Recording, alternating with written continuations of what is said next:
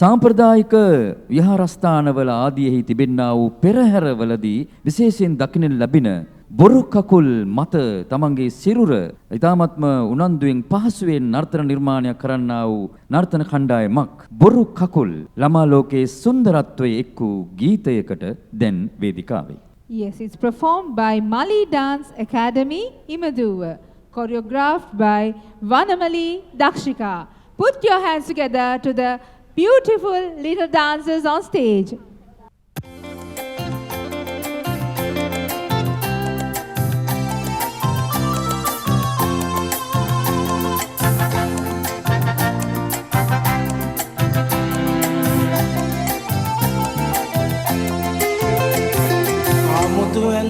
the හඬවන රබාන කියතේ පොළේ ඉඳන් අඩි 10ක් විතර උස ඇති අමුතු ඇඳුම් මැද හඬව